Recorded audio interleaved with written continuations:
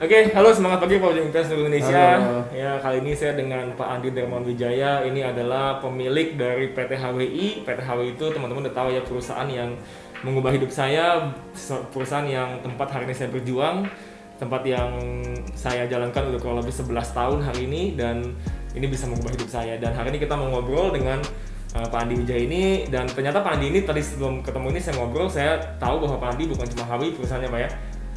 Ya, saya dulu berpikir saya tahu sih bukan cuma HWI tapi banyak, tapi ternyata nggak cuma itu, lebih dari itu. Ternyata Pak Andi ini pemilik dari lebih dari 10 usaha di Indonesia Pak ya. Dan yang paling terkenal itu salah satunya adalah yang saya tahu yang pegang brand dari Jollibee sama kupu-kupu. Betul. Ya, jadi Pak Andi ini sebenarnya bukan hanya HWI, banyak sekali bisnisnya. Dan itu menarik banget buat saya karena itu jadi pertanyaan, kenapa Pak Andi buka HWI itu? Sebenarnya itu di luar kotak kita ya, karena kita bergerak di food industry. Iya, kupu-kupu ya Pak ya? Betul. Ya. Dan memang waktu itu ada pengajuan untuk proposal seperti itu. Dan kita pelajari dengan waktu yang ya nggak terlalu lama sih, waktu itu cukup singkat ya. Akhirnya kita putuskan untuk menjalankan. Memulai. 2009 ya Pak ya? 2009, betul. 2009. Oh, jadi ada orang menawarkan ke Pak Andi mau gak buka MLM gitu. Betul. Terus Pak Andi mikir nggak pakai lama, apa dasarnya Pak? Kok mau buka MLM waktu itu? Kan Pak Andi nggak pernah join atau nggak pernah buka kan? Mungkin saya lebih ngeliat pada saat itu ke peluangnya. Ya. Peluangnya. Oh, ini bisa nih gitu. Ternyata tidak seperti segampang tidak segampang yang kita bayangkan. Jadi awalnya buka optimis ya Pak ya? Sangat, semua juga harus optimis. Iya sih. Ternyata pas dijalanin enggak. Tidak segampang itu. Nah, itu juga jadi pertanyaan saya Pak. Dulu kan saya belum siapa-siapa lah, bukan siapa-siapa. Yang saya heran adalah dulu ketika Pak Andi mulai ini bisnis 2009 akhir, setahun berjalan perusahaannya. Dulu kan sewa ya Pak ya kantornya? Betul. Di Mangga 2 ya? Betul. Nah, sewa, saya ada tuh udah waktu itu ya kan. Bolak-balik ke Mangga 2 naik motor, ambil barang tuh. Dan setahun berjalan, omset perusahaan juga sepertinya nggak bagus ya, bukan sangat nggak bagus. Ya, sangat nggak bagus. Ya. Awal dari berjalannya bisnis ini. Belum bagus, tapi malahan dapat informasi HWI mau beli gedung Tanjung Duren. Betul. Nah, waktu itu saya pribadi Pak, karena waktu itu saya masih kecil lah, saya juga bukan siapa-siapa kan, saya sesama aja kan. Tapi kalau hari ini nih Pak, saya berpikir aneh nih ya kan, kok ada satu perusahaan ya kan, kalau misalnya saya sebagai bapak posisi saya punya perusahaan ini omsetnya jelek, ya kan, setahun harusnya kan hemat Pak. Kok malah beli gedung? Harusnya malah nge-cut ya. Iya dong, harusnya dong, karena kan cut cost dan lain-lain. Ini malah kita berinvestasi untuk membeli. Dan waktu itu saya ingat belinya nggak main-main Pak. Betul. Ini yang hari ini kita udah 11 tahun yang 9 tahun yang lalu. Iya, dan maksudnya investasinya nggak main-main kan nilainya kan? Lumayan. Iya. Dan apa pertimbangannya Pak? Dan kok bisa seperti itu? Tunggu, sebelum lanjut videonya, kalau kamu suka dengan video-video ini, luangkan waktu untuk subscribe, like, komen, dan share ya. Thank you semuanya. Pada saat itu saya mungkin sudah agak mendalami multi-level marketing. Oke. Dan yang paling penting adalah ini bondingnya saya ini terhadap member, leader, dan juga staff kita. Ya seperti Bapak lihat, kita di sini seperti keluarga bekerja. Bahkan sama member-member, Bapak David sama yang lain juga kita dekat. Jadi alangkah sayangnya kalau kita tutup pada saat itu dengan pemikiran. Padahal waktu itu omsetnya jelek Pak ya? Sangat. Untung nggak tuh Pak? Boleh dibilang nombok. Minus berarti. Jadi pas minus malah beli lagi. Jadi hubungan ini adalah sesuatu cobaan. Dimana kalau kita nge-running bisnis yang sudah jalan itu ya gampang, kita kembangkan. Kadang juga kembangkan susah, tapi dimana yang sesuatu yang kita susah kembangkan itu menjadi suatu challenge. Terutama pada saat itu ada hubungan emosionalnya terhadap member-member, terhadap staff kita, pekerja kita semuanya. Jadi kita usahakan untuk ya gimana caranya untuk majuin. Mungkin kita brandingnya kurang atau kita posisinya kurang baik, itu akhirnya kita putuskan untuk beli gedung, investasi di sini. Tanjung Duren ini ya. Dan ternyata emang keputusan itu tepat ya Pak ya. Sejak itu lumayan naik ya. Lumayan ya. Sangat-sangat drastis. Iya, karena kan mungkin orang mulai percaya ya Pak ya. Ya kita memang memang serius. Saya percaya kalau kita menjalani sesuatu, kita mendalami, kita pelajari, dan kita bergerak itu melakukan sesuatu pakai hati dan kita seriusin, pasti bisa jalan. Apapun itu. Apapun itu. Kalau pengalaman Bapak bangun lebih dari 10 perusahaan, Pak, apa sih filosofi yang Pak Andi pegang banget tuh untuk jalankan bisnis? Karena pasti juga termasuk di HWI sama kan filosofinya kan? Saya mengutamakan serius dan terutama nama baik ya. Oke. Nama baik daripada perusahaan itu sendiri, nama baik tentunya daripada ownernya, nama baik daripada staff-staff kita semua. Itu sesuatu jadi menjadikan patokan buat saya bahwa dimana nama baik itu sangat penting. Di saat kita punya nama baik, kita kurang modal pun mungkin ada orang mau berinvestasi kepada kita. Oke. Tetapi di saat kita tidak mempunyai nama baik, kita mau punya uang seberapa banyak pun belum tentu ada orang mau bekerja sama dengan kita kalau nama kita sudah cacat. Trusted berarti Pak ya? Yes. Harus bisa dipercaya. Makanya HWI juga kan ada trusted ini. Oh iya. Iya. Di website. Jadi emang kita mesti bisa dipercaya orang, Pak ya? Betul. Itu fondasi yang sangat yang Bapak jalankan di setiap perusahaan yang Bapak punya. Pak David kalau tidak percaya sama perusahaan ini, Pak David tidak akan melanjuti. Iya sih benar. Gitu kan? Jadi trust itu penting, dimana orang harus melihat kita, mereka percaya bahwa kita bukan perusahaan yang main-main, kita bukan perusahaan multi level yang menjual produk yang tidak ada manfaatnya. Ya. Semua staff kita bekerja dengan giat, mereka ya kita value banget kepercayaan kita. Iya, makanya kalau dari yang saya rasakan di HWI, hal-hal kecil misalnya bonus tepat waktu dibayar selalu. Oh itu paling penting Pak. Oh paling penting itu ya? Itu sangat penting. Kalau kita melakukan transfer bonus kita kelewat waktu, 1 hari aja itu nggak boleh Pak.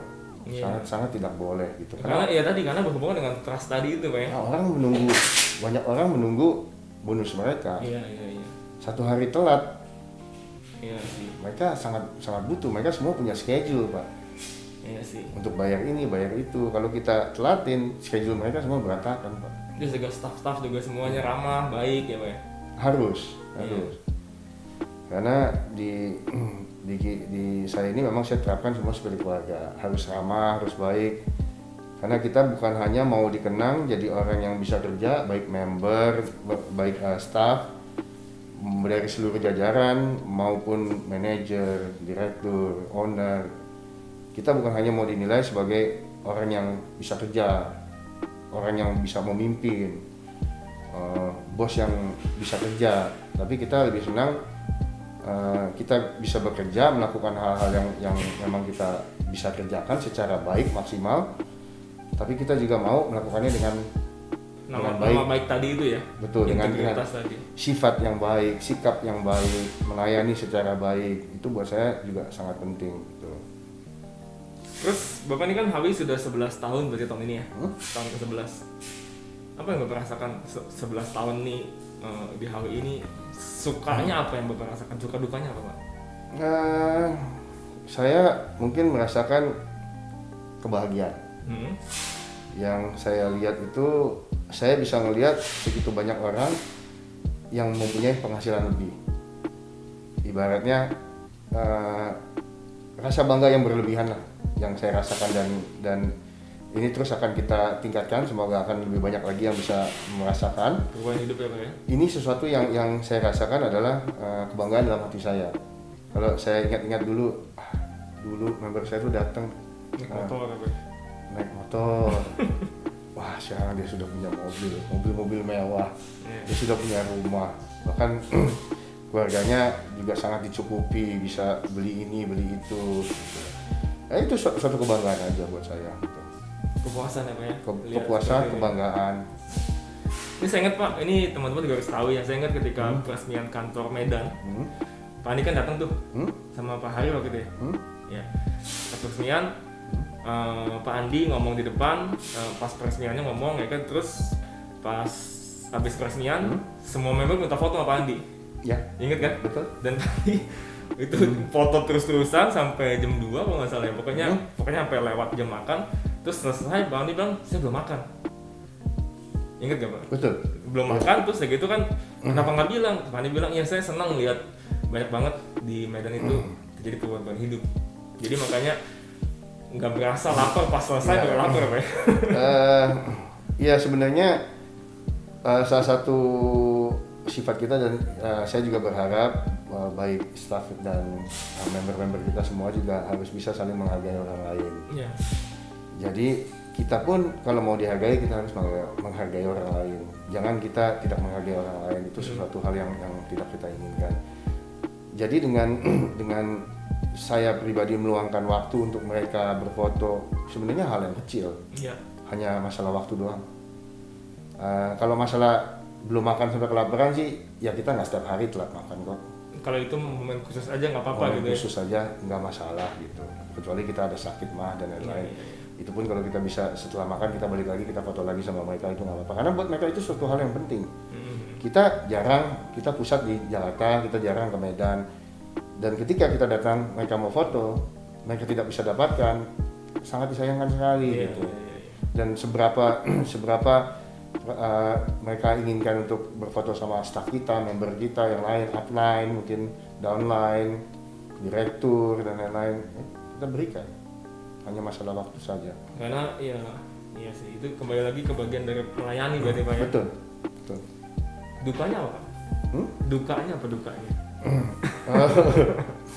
Dukanya juga banyak ya. Kalau kita lihat sekarang sih mungkin tidak sebanyak dulu. Iya.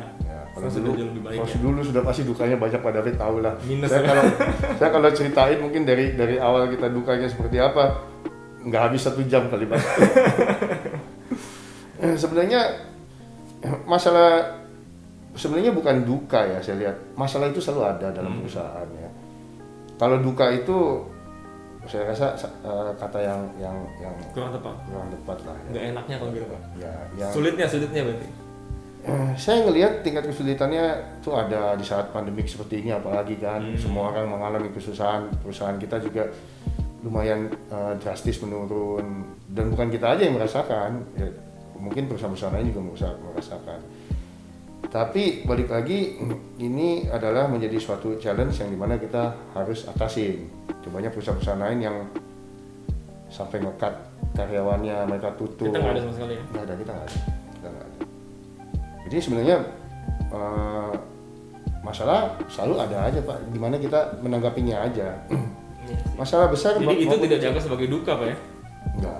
Itu adalah bagian dari perusahaan yang berkembang. Kalau perusahaan yang berkembang tidak ada masalah, nggak akan berkembang Pak. Semua perusahaan pasti akan mengalami masalah. Nah ini mental nih teman-teman, ya kan? Ini kalau saya dengar dari Pak Andi ngomong seperti ini berarti sebuah mental pengusaha sukses seperti itu. Artinya nggak ada duka. Kan kalau contoh nih Pak, yang saya pernah ketemu sama orang-orang yang baru berjuang, mulai bisnis ini gitu ya, baru berjuang. Dukanya apa? Ditolak orang. Dukanya apa? Diledekin orang, ya kan, duka-dukanya, ya kan. Dan kalau saya ngobrol sama CA Pak, mereka bilang itu bukan duka, seperti kayak Pak Andi ini. Tapi kalau ngobrol ke yang baru, dukanya itu chat dibales, PHP, padahal itu bukan duka kan, itu adalah problem yang pasti akan ada dalam prosesnya. Pasti selalu ada. Dan kalau kita bisa fokus mengatasi masalah, ya kita bertumbuh lagi Betul. Kayak gitu ya. Betul. Kalau kita nggak ngalamin masalah ya kita stuck di situ Pak. Iya. Setiap kita melangkah pasti ada masalah baru di depan. Iya. Karena sesuatu yang baru, level yang baru, step yang baru, pasti kita alami sesuatu yang baru. Iya. Masalah pun akan menjadi baru. Seperti sekolah ada ujian naik kelas ya. Betul. Iya. Kan nggak mungkin kita saat di titik ini kita ngelihat masalah yang lalu bukan masalah lagi buat kita Pak. Karena udah lewat ya. Sudah lewat. Iya, benar. Masalah akan selalu ada. Iya. Kalau kita masih berkutat di masalah yang lama terus berarti nggak ada kelas. Kita di sana terus Pak. Kita tidak maju. Iya, benar. Jadi jangan takut sama masalah. Ya diselesaikan, tapi jangan ditakutin. Iya. Masalah itu bisa selesai kok Pak. Iya. Pasti bisa selesai. Gimana kita menyikapinya aja. Dan belajar dari masalah itu ya. Harus pelajarin karena kita nggak mau masalah itu berulang hadir lagi terus. Iya. Dengan kita pelajarin, kita lihat dari sudut pandangnya apa sih masalahnya, trouble-nya di mana sih, apa sih yang mesti kita lakukan, nge-bypass-nya gimana sih. Iya. Tapi bagi Bapak itu bukan duka Pak ya? Bukan duka sama sekali. Jadi sukanya tadi lihat tim-tim memang Hawi bertumbuh, nasibnya berubah hidupnya, nggak punya mobil, naik motor, punya Ferrari gitu Pak ya. Iya. Mengiklankan diri. Iya, ngomong diri sendiri ya. Tapi Pak Andi saksi ya, saya itu naik motor dulu kan. Kalau orang kayak Pak Andi ini mau nanya nih Pak, masih punya impian nggak sih Pak? Target gitu. Semua orang pasti punya impian Pak. Punya pasti. Apalagi ya? saya. Oh gitu, apa Pak impiannya Pak? Boleh tahu nggak Pak?